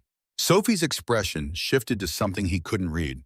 Not fear, not gratitude, something more complex that involves seeing him clearly and not looking away despite what that clarity revealed. "You're not what I expected." "What did you expect?" "Someone colder, more mechanical, a corner office Santa who dispensed help without caring about the people receiving it." She gestured at the room, at Lucas and Maya building incompatible things side by side, at the presents in the tree and the photograph of Rebecca he still held. "But you care. Maybe too much." Is there such a thing as caring too much? When it costs you everything else? Yes. The honesty hit harder than accusations would have. Nathaniel looked at Rebecca's photo, at the company he was about to lose fighting battles on multiple fronts, at his son who'd finally found connection with another human being. The math was simple. He couldn't save the company, fight Marco Benedetti, and maintain the professional focus necessary to meet quarterly targets that were designed to ensure his failure. But walking away from any of those fights meant betraying someone. Rebecca's memory, Sophie's dignity, Lucas's happiness, his own reawakened sense of purpose. Sophie seemed to read his thoughts, her voice gentle. "You can't save everyone. Watch me try." The laugh that escaped her held edges of hysteria and admiration in equal measure. "You're going to fail spectacularly, you know that?" "Probably." Nathaniel set the photo on the mantel, letting Rebecca's image watch over the room where her son played with friends for the first time in his life. "But I'd rather fail trying than succeed at nothing that matters." Maya's voice cut through the moment. "Mommy, I'm hungry." Sophie checked her watch, surprise crossing her face. "It's past 1. I should make lunch." "I'll order food." Nathaniel pulled out his phone, already scrolling through delivery options because cooking felt beyond his capabilities despite the fully equipped kitchen. "What do you like?" "You don't have to." "Sophie, stop." He softened the command with a smile. "Let someone take care of you for 5 minutes. You've earned the rest." She opened her mouth to protest, closed it, opened it again, then just nodded, walls lowering enough to accept help without fighting. The surrender cost her something, visible in the tension that finally released from her shoulders. They ate pizza on the floor in front of the fireplace, paper plates and grease-stained napkins, Lucas carefully removing all vegetables from his slices while Maya stole them and declared herself a rabbit. The adults sat against the couch close enough that their shoulders touched, sharing the comfortable silence of people too exhausted for conversation. Outside, snow began falling again, fresh accumulation on top of the morning's blanket, the world going white and quiet. Inside, the fire crackled, and children laughed, and for the first time since Rebecca died, Nathaniel Hartford felt the ache of loneliness ease into something that resembled peace. It wouldn't last. Tomorrow Marco would escalate. Tomorrow the board would start counting days until June 30th, when Nathaniel would fail to meet impossible metrics. Tomorrow reality would reassert itself in the form of legal bills and corporate pressure and all the reasons why caring too much destroyed people who tried. But tonight, Christmas night, two broken families sat together in a room that had forgotten what warmth felt like and pretended the world outside could wait. January swept into Portsmouth with the kind of cold that turned breath to ice crystals and made exposed skin ache within seconds. The holiday grace period ended abruptly on the 2nd, when Marcus Thornton's lawyers filed motion after motion designed to demonstrate Hartford Properties' instability, when Marco Benedetti's attorney sent a second letter threatening defamation suits, when the first quarterly metric deadline appeared on calendars like a death sentence scheduled for March 31st. Nathaniel stood in his office at 7 a.m., coffee cooling untouched on his desk, reviewing the cascade of legal documents that represented war on multiple fronts. Diane had organized them with her characteristic efficiency: red folders for Thornton matters, blue for Benedetti, green for the mixed-use development proposals that needed city approval, permits, and capital he didn't have. Through the window, the city stretched frozen and indifferent. Somewhere in those streets, Sophie was working her night shift at Rosewood Bakery, maintaining the job she couldn't afford to lose even though Nathaniel had offered her paid work coordinating the mixed-use conversions. Pride kept her at the bakery, that stubborn independence that refused handouts even when disguised as employment. They'd settled into an uneasy routine over the past week. Sophie and Maya remained in the cottage, paying rent Nathaniel didn't need through Sophie's bakery wages that barely covered it. Days, Sophie worked on development proposals with the intensity of someone who'd found purpose beyond survival. Nights, she returned to the bakery because accepting Nathaniel's offer completely felt like surrender. Lucas had bloomed in Maya's constant presence, speaking more, melting down less, actually volunteering information about his day when asked. The occupational therapist called it remarkable progress. Nathaniel called it a miracle he couldn't afford to lose when everything else was crumbling.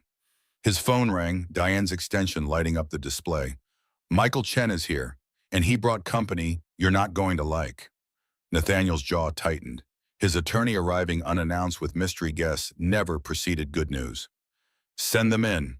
Michael entered first, 50-something and sharp in the way of lawyers who'd stopped apologizing for their profession decades ago.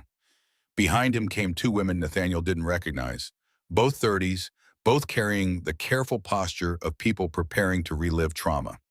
"Nathaniel, this is Jessica Torres and Amanda Richardson. They worked for Marco Benedetti at various times over the past 8 years. Michael's expression held grim satisfaction. "They've agreed to give depositions about their experiences." The shorter woman, Jessica, spoke first. Her voice carried the flat affect of someone who'd told this story enough times to strip emotion from the facts. "Benedetti cornered me in the wine cellar. When I refused his advances, I was fired for performance issues despite stellar reviews. He offered me $20,000 and an NDA to go away quietly." Amanda picked up the thread. "Similar story, different location. The prep kitchen after closing. I actually filed a police report, but his lawyers made it disappear. $40,000 and an NDA bought my silence." Nathaniel's hands clenched into fists beneath the desk. "How many others?" "We've identified 6 more willing to talk, 3 still too scared of legal repercussions." Michael set a thick folder on the desk. Collectively, their testimony establishes pattern and practice. Benedetti's NDA with Sophie becomes unenforceable when used to conceal ongoing criminal behavior. "Can we break the NDA?" "Already done. Filed motion this morning. Sophie is free to speak publicly about her assault." Michael's smile held edges. Benedetti's lawyer is going to lose his mind when he sees the filing. Through the window, snow had started falling again, soft and relentless. Nathaniel thought about Sophie working the night shift, maintaining dignity through exhaustion, believing herself trapped by legal documents designed to protect a predator. In approximately 3 hours, when she finished her shift, he could tell her the trap had opened. "What's the timeline?" "Depositions next week. Media coverage whenever you want it. I have contacts at 3 papers ready to run the story." Michael leaned forward, expression serious. "But Nathaniel, this gets ugly. Benedetti will fight, and fighting means discovery, which means Sophie's life gets examined in detail by lawyers paid to destroy her credibility. What's her alternative? Stay silent while he threatens her indefinitely?" "No, but she deserves warning about what's coming." The women who'd come to give testimony stood, preparing to leave, but Jessica paused at the door. Her eyes met Nathaniel's with the weight of someone who'd paid prices he could only imagine. Sophie Mitchell is lucky. Most women in her position don't have someone powerful willing to fight.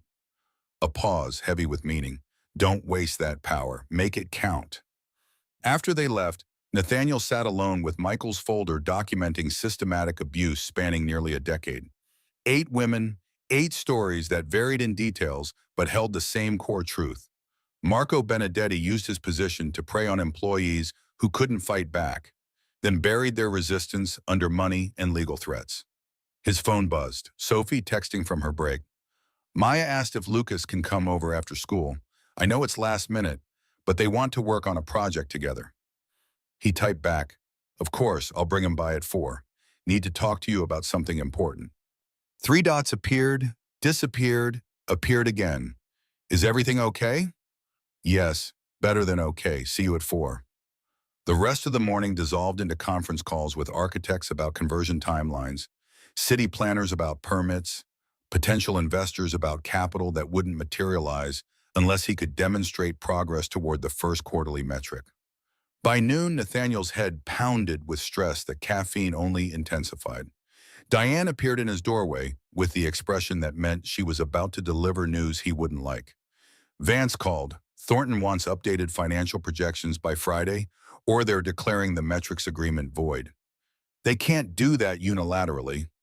They can if they argue you're not negotiating in good faith. She set a legal brief on his desk, the motion already filed. They're claiming you're distracted by personal matters, specifically your involvement with Sophie Mitchell and the Benedetti situation, and therefore unable to meet your fiduciary duty to shareholders. Nathaniel's laugh held no humor. They're arguing I care too much about doing the right thing to be trusted with the company. Corporate law in a nutshell. Diane's voice softened fractionally. Nate, they're not wrong about the distraction. You're fighting 3 battles simultaneously, and the bandwidth required. I know. He did know, could feel himself stretched impossibly thin, attention fragmenting across problems that each demanded more than he could give. But I can't walk away from any of them. Even if it cost you everything? The question Rebecca had asked 3 years ago in the hospital, morphine soft but absolutely serious. Promise me you won't let the company consume you. Promise me you'll remember there are things more important than quarterly reports.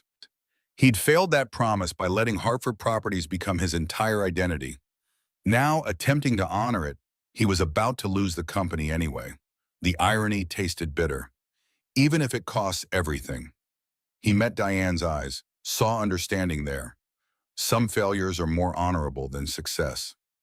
At 4 o'clock, Nathaniel collected Lucas from school and drove to the cottage where Maya burst out the door before they'd fully parked, golden curls flying as she tackled Lucas in a hug that made the boy laugh with unself-conscious joy. Inside, Sophie had transformed the small kitchen into a workspace, development proposals spread across every surface, her laptop showing architectural renderings of the first mixed-use conversion.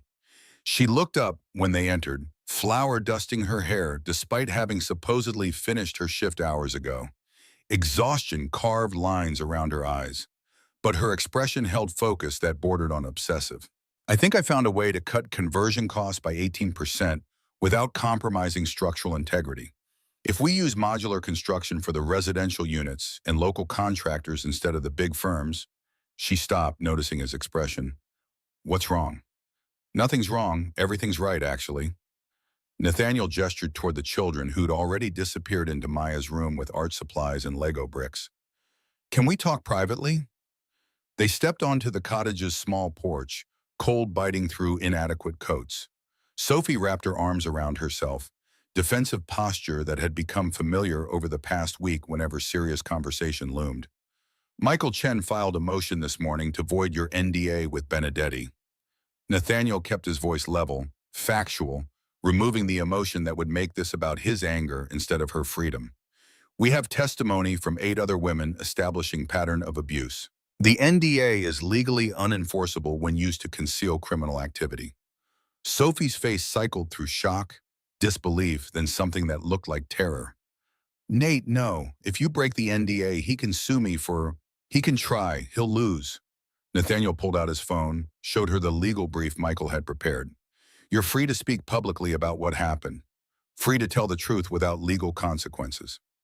Her hands trembled, taking the phone, scanning text that might as well have been written in Sanskrit for all the sense it made to someone without legal training. This can't be real. NDAs don't just break. They do when the person who wrote them used them to hide multiple felonies.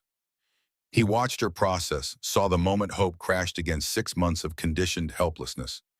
You don't have to speak publicly if you don't want to, but the option exists. You're not trapped anymore. Sophie's breathing accelerated, the panic of someone who'd accepted their cage discovering the door had been open all along. He'll destroy me. He has money, connections, lawyers. So do I, and I'm better at it than he is. Nathaniel stepped closer, close enough to catch her vanilla scent beneath the bread flour. Sophie, you've spent 6 months believing you had to carry this alone. You don't. Not anymore. The tears came sudden and overwhelming, months of compressed grief and rage breaking through walls built from necessity. Sophie covered her face with both hands, shoulders shaking, sound trapped behind clenched teeth because crying felt like weakness she couldn't afford even now. Nathaniel reached out, tentative, then pulled her against his chest because she was breaking apart and someone needed to hold the pieces together until she could reassemble herself. She resisted for half a heartbeat, then collapsed into him, fists clutching his coat, face pressed against wool, that muffled sobs she'd denied herself for half a year. He held her while she wept, one hand cradling her head, the other spread across her back, feeling each shudder that racked her frame. This close, he could count individual blonde hairs threaded with silver, see the faint scar at her temple from some childhood injury, smell the industrial soap she used because luxury items weren't in the budget. When the storm passed, she pulled back, scrubbing at her face with angry efficiency. I'm sorry, that was human. His hands remained on her shoulders, grounding. You're allowed to be human. Not in front of people I barely know. But her voice held no real conviction, the protest automatic rather than felt. You know me. The words emerged with more certainty than Nathaniel had felt about anything in months. Maybe not long, but you know me. Sophie's eyes searched his face, looking for the lie, the angle, the inevitable betrayal that experience had taught her always came. Finding none, her expression crumpled into something vulnerable and terrifying. Why are you doing this? Really, not the corporate answer or the altruism answer. The truth. Nathaniel considered lying, considered deflecting with humor, or changing the subject to less dangerous territory. Then remembered Rebecca's voice. The bravest thing you can do is tell the truth when lying would be easier. Because you remind me what it feels like to care about something beyond surviving until tomorrow. Because Lucas is happy for the first time since his mother died. Because watching you fight with everything you have, despite being knocked down repeatedly, makes me ashamed of the 3 years I spent doing nothing except maintaining the status quo. He paused, then spoke the part that scared him most. And because somewhere in the past 2 weeks, you've become important to me in ways I didn't think I could feel anymore. The confession hung between them, too honest for comfort, too true to retract. Sophie's breath caught, her hand rising to touch his cheek with tentative fingers that trembled against stubble he'd forgotten to shave. Nate, her voice barely qualified as sound. I'm a mess. My life is held together with duct tape and denial. I have a daughter who deserves better than a mother who can't even keep a roof over her head. You're a CEO fighting to save his company. She gestured between them, encompassing proximity and confession in whatever was building in the spaces where their damaged parts aligned. This is a terrible idea. Probably. He caught her hand, held it against his face. The contact electric and terrifying and absolutely necessary. But I've spent 3 years making good decisions that left me empty. Maybe it's time for a terrible idea that makes me feel alive. Sophie's eyes searched his, looking for certainty he couldn't offer because he had none. Only the bone-deep knowledge that walking away from this woman would be the safest choice and the greatest regret. Then she kissed him, sudden and desperate, hands fisting in his coat to pull him down to her level. The kiss tasted of salt from tears and coffee, drunk too black and something sweeter he couldn't name. Nathaniel responded with 3 years of suppressed need, hands tangling in her hair, pulling her flush against him, pouring everything he couldn't articulate into the press of lips and clash of teeth and ragged breathing that fogged the frozen air. They broke apart gasping, foreheads pressed together, hearts hammering synchronous rhythms. Inside the cottage, children's laughter echoed, blissfully unaware that the adults had just crossed a line that couldn't be uncrossed. Sophie's fingers traced his jawline, learning the geography of his face with the attention of someone memorizing terrain they might not get to explore again. This changes things. Yes. Makes everything more complicated. Definitely. Could destroy what you're trying to save. I know. Nathaniel caught her hand, pressed a kiss to her palm. I don't care. You should care. Your company, your son's stability, your entire life are all better with you in them than without. The truth of it settled in his chest, absolute and terrifying. Whatever comes next, we face it together. Sophie's laugh held edges of hysteria and wonder. You're insane, you know that? Probably, but I'd rather be insane with you than sane and alone. The door burst open, Maya's voice bright with excitement. Mommy, Lucas and I built a whole city. Come see. They separated, professional distance restored, but something fundamental had shifted. Sophie's hand found his as they followed the children inside, fingers intertwining with the naturalness of habit, despite being anything but habitual. The city Maya and Lucas had constructed covered the entire living room floor, an impossible architecture of Lego blocks and cardboard, and Maya's drawings propped up as buildings. It defied logic and physics, but somehow worked. Chaos and order merged into something greater than either component. This is the hospital where sick people get better. Maya pointed to a structure that was mostly purple crayon. And this is the library where you can read forever. And this, she gestured to Lucas's geometric contribution. This is the quiet building where people go when the world is too loud. Lucas nodded, solemn. Everyone needs a quiet building sometimes. Nathaniel knelt beside his son, studying the city they'd imagined together. This is incredible, buddy. Maya helped. She makes my buildings less boring. The girl beamed. And Lucas makes my buildings stand up instead of falling over. We're a good team. Sophie's hand tightened in Nathaniel's, the gesture speaking what neither could voice. This right here was worth fighting for. Not just the romance or the corporate battles or the crusade against predators, but this simple moment where two damaged children built impossible cities and declared themselves a team. His phone shattered the moment, Diane's name on the screen. Nathaniel stepped into the kitchen to answer, already knowing the news would be bad because good news didn't come through urgent calls on January evenings. Thornton accelerated the timeline. First metric review is now February 15th, not March 31st. Diane's voice carried the flatness of someone delivering a terminal diagnosis. You have 6 weeks to demonstrate 15% revenue increase across the portfolio. That's impossible. That's the point. They're setting you up to fail so they can claim breach and force immediate sale. A pause. Nate, I don't see how you win this.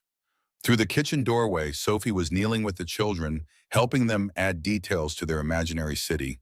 Her laugh, genuine and unguarded, cut through his panic like light through fog.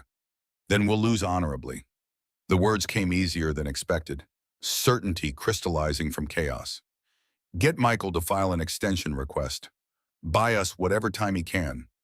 And if he can't, then we have 6 weeks to do 18 months of work. Nathaniel watched Sophie's profile, the way her eyes crinkled when Maya made her laugh. I've survived worse odds. After he hung up, Sophie appeared in the kitchen doorway, reading his expression with the accuracy of someone who'd learned to assess threat levels for survival. Bad news? Thornton moved the deadline up, 6 weeks instead of 3 months. He delivered it without softening, trusting her to handle truth better than protection. We're out of time. Her jaw set, that stubborn defiance he'd come to recognize as her default response to impossible situations. Then we work faster. The cost savings I found buy us margin. If we can get 3 properties converted and leased by mid-February, Sophie, it's not enough. Even with your projections, we're maybe halfway to the target. The defeat in his own voice surprised him, the sound of a man who'd already lost but hadn't announced it yet. She crossed to where he stood, took both his hands in hers, forced him to meet her eyes. So we find another way. You don't give up when the first plan fails. You adapt. I'm tired of adapting, tired of fighting battles I can't win. The confession spilled out unbidden. 3 years of exhaustion finally voiced. Maybe it's time to accept that some things are meant to fail. Sophie's grip tightened, painful enough to demand attention. Listen to me. You spent 3 years failing at being alive because staying dead was easier. You don't get to quit now that you've finally woken up. The words hit like a slap, brutal and necessary.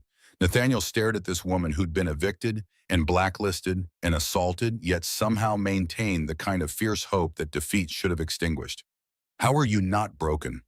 The question emerged raw, stripped of polish. After everything you've endured, how do you still fight? Because staying broken means they win. Sophie's voice dropped to fierce whisper. Benedetti, the board, everyone who's ever tried to make us smaller than we are, they only win if we stop fighting. So we don't stop. We fight until we can't anymore, and then we fight a little longer. In the living room, Lucas and Maya were adding tiny Lego people to their city, narrating stories about families finding homes and children making friends and communities built on kindness instead of competition. Their imagination knew nothing of hostile takeovers or quarterly metrics or predators who use power as weapon. Nathaniel pulled Sophie closer, resting his forehead against hers, drawing strength from proximity. 6 weeks to save the company, destroy Benedetti, and figure out what we're doing here. He gestured between them, encompassing the kiss and the confession and the impossible attraction that made no logical sense. I'm going to fail at least one of those. Then fail at the company. The rest matters more. She kissed him softly, promise instead of passion. We're worth fighting for, even if everything else burns down. The certainty in her voice, absolute despite having every reason to doubt, cracked something in Nathaniel's chest that had been frozen since Rebecca died. Not healing because grief didn't work that fast, but thawing, the ice becoming water, becoming movement, becoming the possibility of feeling without drowning. Stay. The word emerged before he could consider wisdom or propriety. Not just in the cottage, here, with me. However that looks, whatever that means. Stay. Sophie's eyes filled, brightness spilling over. Nate, we barely know each other. I know you work night shifts to maintain pride. I know you'd give Maya your last breath without hesitation. I know you see Lucas as a person instead of a diagnosis. I know you kiss like you're trying to prove you're still alive. His hands framed her face, thumbs brushing away tears. What else do I need to know? That I'm terrified, that this could destroy us both, that I don't know how to be with someone without waiting for the betrayal. Her voice cracked on the last word, history bleeding through. Then we'll be terrified together. And if betrayal comes, it won't be from me.